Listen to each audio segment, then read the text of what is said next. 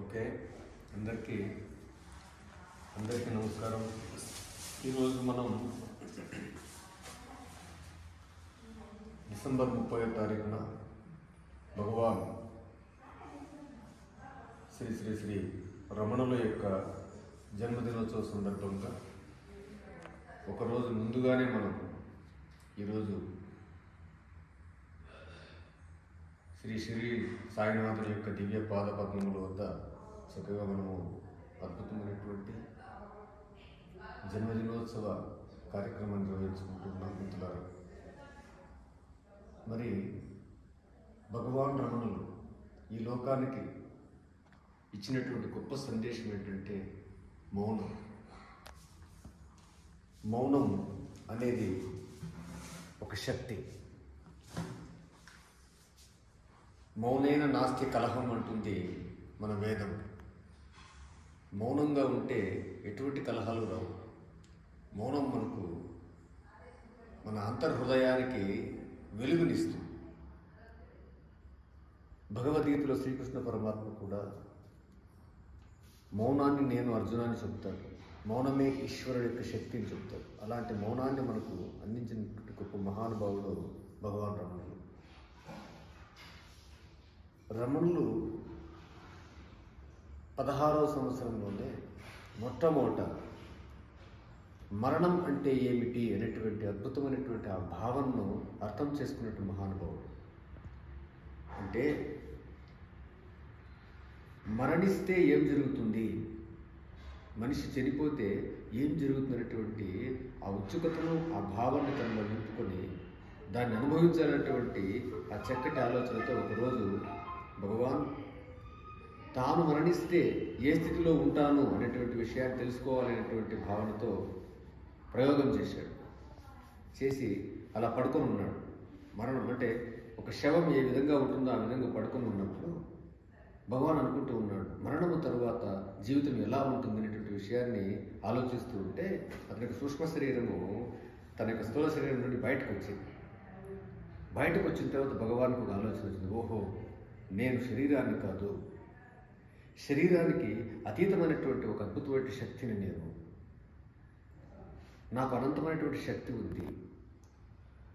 నేను శరీరంలో ఉన్నప్పుడు కంటే కూడా ఇప్పుడు చాలా హాయిగా ఉన్నాను. నేను గాలిలో తేలియాడుతూ ఉన్నాను అనేటువంటి ఆ ఆత్మ యొక్క ఎక్స్పీరియన్స్, అనుభవాన్ని అంతా కూడా తాను అద్భుతంగా కూడగట్టుకున్నాడు.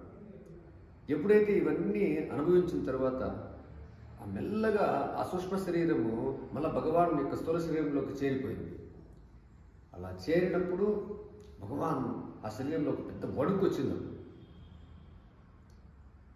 అప్పుడు అర్థమైంది ఏంటంటే భగవాన్కి ఆ క్షణం నుండి అనుకున్నాడు ఏంటంటే ఈ శరీరాన్ని నేను కాదు, నేను ఒక ఆత్మను, నేను ఒక దైవ పదార్థాన్ని, నేను వేరు, శరీరం వేరు. అందుకే భగవాన్ మొట్టమొదటిగా మనకు తెలియజేసినటువంటి అంశం ఏంటంటే మనుషుల యొక్క లక్ష్యం ఏంటంటే తనను తాను తెలుసుకోవడమే. ఆయన ఇచ్చినటువంటి గొప్ప సందేశం ఏంటంటే నువ్వెవరో తెలుసుకో.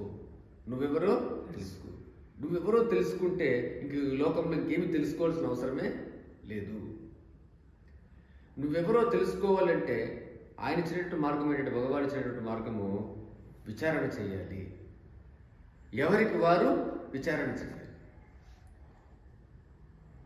నీకు నువ్వు విచారణ చేస్తే, నీ అంతరంగంలోకి నీవు ప్రయాణిస్తే అప్పుడు నువ్వెవరో నీకు తెలుస్తుంది అనే విషయాన్ని భగవాను అద్భుతంగా మనకు అందివ్వడం జరిగింది. భగవాన్కు అద్భుతమైనటువంటి ఎన్నో శక్తులు ఉండేవి, కానీ ఏ శక్తిని కూడా భగవాన్ ప్రదర్శించేవాడు కాదు. ఎవరి కోసమో ఎప్పుడు కూడా ప్రదర్శన చేసేవాడు. భగవాన్ ఎప్పుడు ప్రతి క్షణము తాను ఆత్మిక స్థితిలో ఉండేవాడు. తను ఏ స్థితిలో ఉండాలో ఆ సహస్థితిలో ఉండేవాడు భగవాన్. ఎప్పుడు భగవాన్ దగ్గరకు ఎవరు వెళ్ళినా కూడా అందరినీ సమత్వంతో చూసేవాడు. అతనికి ఎవరి పట్ల ఏ భావన ఉండేది కాదు. 17 సంవత్సరాలు మహామౌనంలో ఉన్నాడు భగవాన్. ఈ 17 సంవత్సరాల మహామౌనంలో ఎన్నో ఎన్నో విషయాలు, ఎంతో ఆధ్యాత్మిక విషయాలన్నింటినీ కూడా భగవాను ఈ ప్రకృతికంతా అందివ్వడం జరిగింది. కావ్యకంఠ గణపతి మహాముని అనేటువంటి గొప్ప మహానుభావుడు భగవాన్ దగ్గరకు వచ్చి మొట్టమొదట భగవాన్ దగ్గరకు రాకముందు అతను ఎన్నో ప్రదేశాలు తిరిగాడు. ఎన్నో ప్రదేశాలు తిరిగి ఎంతో సాధన చేశాడు, ఎంతో జ్ఞానాన్ని పొందాడు. వేదముల జ్ఞానము, ఉపనిషత్తుల యొక్క జ్ఞానము, సమస్త జ్ఞాన భాండాగారాన్ని అంతా కూడా అవపోతన పట్టుకున్నాడు. కానీ ఎక్కడో వెలితి ఉంది ఆయనకి. ఒకసారి కావ్యకంఠ గణపతి మహాముని కాశీలో సాధన చేస్తూ ఉన్నాడు. కాశీలో ధ్యాన సాధన చేస్తూ ఉంటే ఆయన గత జన్మలో ఉన్నటువంటి స్నేహితులు ప్రత్యక్షమయ్యారు ఆయనకి. ప్రత్యక్షమయ్యి కావ్యకంఠ గణపతి మహామునికి అన్ని విషయాలు చెప్పిన తర్వాత, ఈ జన్మలో నీకు ఒక అద్భుతమైన గురువు దొరుకుతాడు. ఆ గురువుని చూసినప్పుడు నీకు సాక్షాత్ పరమేశ్వరుడే దర్శనమిస్తాడు. పరమేశ్వరుడే దర్శనమిస్తాడు. పరమేశ్వరుడే దర్శనమిచ్చేటువంటి వ్యక్తి నీకు గురువు అనే విషయాన్ని తెలియజేస్తాడు. మరి అప్పట్లో ఆయన వెతుకుతా వస్తాడు. వెతుకుతా వస్తా అరుణాచలం చేరుకుంటాడు. అరుణాచలం చేరుకున్న తర్వాత అందరూ తెలియజేస్తారు, అయ్యా ఇక్కడ ఏముంది, కింద ఏమీ లేదు. ఆ పైన విరూపాక్షపురంలో అక్కడ ఒక మహానుభావుడు కూర్చొని ఉన్నాడు. ఆయన దగ్గరికి వెళ్తే అమితమైనటువంటి ఆ ప్రశాంతత, అమితమైనటువంటి ఆ మౌనం, అమితమైనటువంటి శక్తి మనకు లభిస్తుంది. ఒకసారి మీరు ఆయన దగ్గరికి వెళ్ళండి అని చెప్తే, అప్పుడు ఈయన వెళ్ళిన తర్వాత ఈయన వెళ్ళి ఆయన చూస్తూ ఉన్నట్లే ఆయనకి ఒక పెద్ద తల కనబడుతుందండి. స్థూల శిరస్సు అంటారు దాన్ని. ఒక పెద్ద తల ఎవరిలో? భగవానులో. ఆ స్థూల శిరస్సు చూసిన తర్వాత ఆ శిరస్సు నుండి ఈశ్వరుడి దర్శనం ఇచ్చాడు. అప్పుడు అంత గొప్ప మహానుభావుడికి, ఇంత సాధకుడికి ఏమనిపించిందంటే, ఓహో నాకు నిజమైనటువంటి గురువు ఎవరంటే భగవానే, రమణులే నాకు నిజమైనటువంటి గురువు అనేటువంటి భావంతో 17 సంవత్సరాల మౌనంలో ఉన్నటువంటి భగవాన్ని ఈయన ఒక ప్రశ్న వేస్తాడు. ఎవరు? కావ్యకంఠ గణపతి మహాముని. ఏంటంటే, స్వామి, ఎంతో జ్ఞానాన్ని పొందాను, ఎన్నో చోట్ల తిరిగాను, నేను నాకు తెలియనటువంటి విషయం అంటూ ఏమీ లేదు. అన్ని విషయాల పట్ల సమగ్రమైనటువంటి జ్ఞానము, అవగాహన నాకు ఉంది. కానీ ఎంత వెతికినా, ఎంత జ్ఞానాన్ని పొందినా లోపల ఎంతో కొంత వెళ్తుంది నాకు. ఆ వెలితి ఏంటంటే, మీ ముందు నేను దాన్ని అడుగుతూ ఉన్నాను. నా యొక్క ఆలోచన, లేకపోతే నా యొక్క కోరిక, నా ప్రశ్న ఏంటంటే, ఎన్నో మార్గాల్లో ఎంతో సాధన చేశాను, తృప్తి లేదు నాకు. కానీ మీ ద్వారా ఆ ప్రశ్నకు సమాధానం కావాలని చెప్పి నేను కోరుకుంటూ ఉన్నాను. నా ప్రశ్న ఏంటంటే, తపస్సు అంటే ఏమిటి అని చెప్పి అడుగుతాను. తపస్సు అంటే ఏమిటి? 17 సంవత్సరాలు మౌనంలో ఉన్నాడు కదా. 17 సంవత్సరాల మౌనాన్ని వదిలిపెట్టి భగవాన్ ఈయన కోసం, ఎవరి కోసం? కావ్యకంఠ గణపతి మహాముని కోసము అప్పుడు తాను మాట్లాడడం కోసం ప్రయత్నం చేస్తాడు. ఆ ప్రయత్నం చేసినప్పుడు ఈ స్వరపేటికి అంతా కూడా మాట్లాడకుండా క్లోజ్ అయిపోయింటుంది. దీనికి 10 నిమిషాలు ప్రయత్నం చేస్తే స్వరం వస్తుంది ఆయనకి. మొట్టమొదట భగవాన్ చెప్పినటువంటి వర్డ్ ఏంటంటే, కావ్యకంఠ గణపతి మహాముని చూసి నాయనా అని పలుకుతాడు. నాయనా అని పిలుస్తాడు. నాయనా అంటే అర్థం ఏంటంటే ఈశ్వరుడా అని, తండ్రి అని. ఈ లోకానికంతా తండ్రి అంటే ఫస్ట్ వర్డ్ ఎంత గొప్ప వర్డ్ చూడండి, నాయనా అని పలుకుతాడు. ఎప్పుడైతే నాయనా అని ఈయన పలుకుతాడో, ఈయన అంటాడు అప్పుడు, ఎవరు? భగవాన్. అంతవరకు భగవాన్ అని పిలిచేవారు కాదు, రమణులను పిలిచేవారు ఆయన్ని, లేదా చిన్న స్వామిని పిలిచేవాడు, బ్రాహ్మణ స్వామిని పిలిచేవాడు, రకరకాలుగా చెప్పేవాడు. ఈయన అంటాడు ఎవరిని?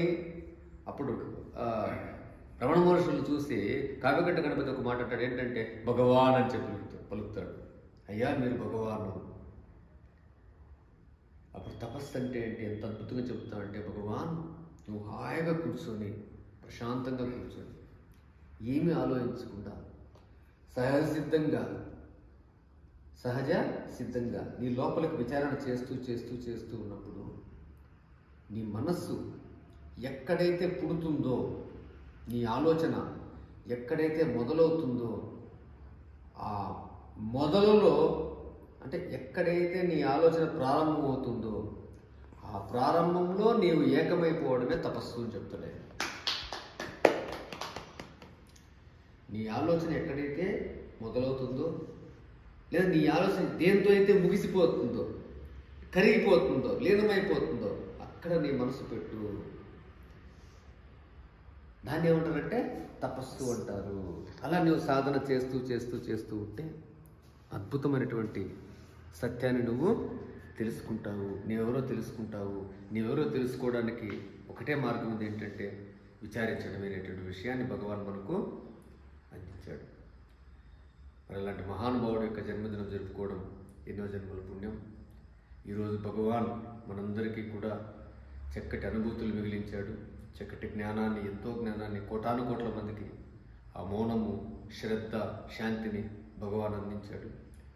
అలాంటి భగవాన్, మరొక భగవాన్ సన్నిధిలో, షిరిడీ సాయినాథుని సన్నిధిలో ఆ భగవాన్ గురించి మనం, అంటే రమణ భగవాన్ గురించి మనం చర్చించుకోవడం ఎన్నో జన్మల పుణ్యం. మీరందరికీ షిరిడీ సాయినాథుని యొక్క కృపా కటాక్షాలు, భగవాన్ రమణుల యొక్క కృపా కటాక్షాలు నిండుగా ఉండాలని మనస్ఫూర్తిగా ప్రార్థిస్తూ శుభం భూయాత్. అందరికీ నమస్కారాలు, ధన్యవాదాలు.